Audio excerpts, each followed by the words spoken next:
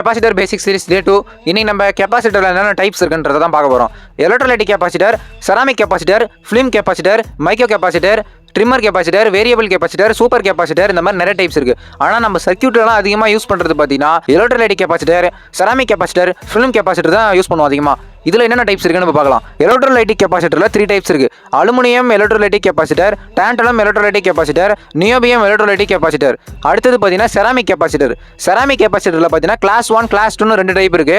இந்த செராமிக் கெப்பாசிட்டர்லேயே multi layer ceramic capacitor அப்படின்னு ஒரு டைப் இருக்கு. அதில் ஒரு 2 டைப்ஸ் இருக்கு, டைப் 1 டைப் 2ன்னு சொல்லிட்டு.